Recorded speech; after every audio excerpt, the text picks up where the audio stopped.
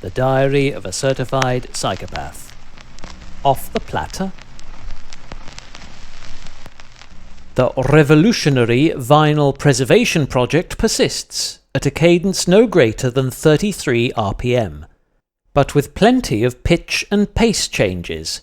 thanks to the richer variety of these and other musical variables to be found in the classical genre,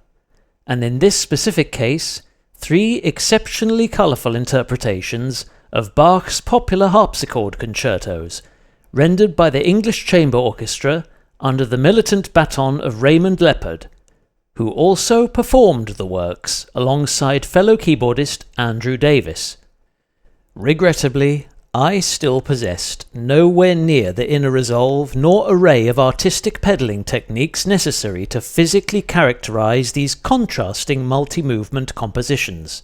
though their relatively conservative dynamic range meant that cadences were the dominant factor in shaping my efforts throughout this aerobically agreeable two-sided workout,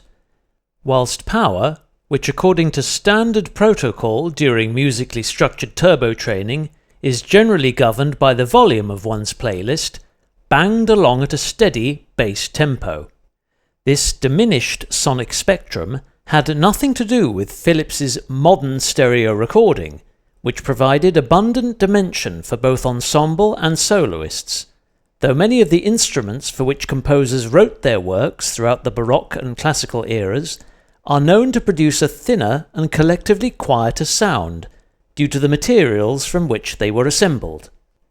Perhaps the most limited in terms of sonority and timbre, when compared to their contemporary counterparts, are stringed acoustic instruments such as violins and violas, whilst a harpsichord's hammers can only strike its strings with a fixed force, regardless of how hard a pianist hits the notes. A handful of clicks and pops may have thrown me off my pedal stroke, though nothing I'd not tolerate in order to relish that warm analogue sound, albeit through a pair of digital wireless headphones. Better still, no skipped or repeated bars were detected, indicating that my turntable's tone arm is correctly calibrated to the weight of its cartridge, whilst stylus sanitization was carried out using a soft bristle brush prior to the mid-session turnover, with any visible dust on the playing surface fully removed before settling back into the groove. Enjoyed an openly styled and semi-off-air steam down to a personally curated list of lyric-free lollipops, the latter by virtue of yet more ropey reception between my SB20's integrated transceiver, which relays a combined power signal received from its primary left crank to the host PC's antenna, when both units are linked and configured to operate in dual-sided mode.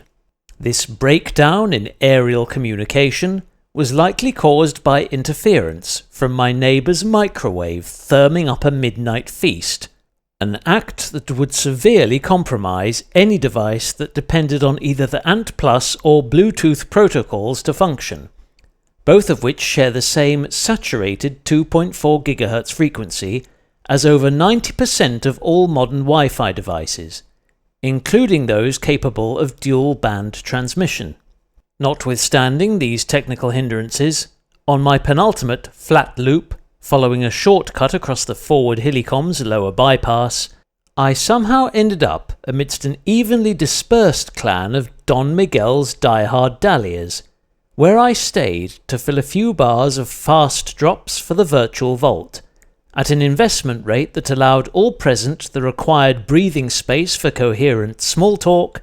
and to ensure no ride-ons went unanswered.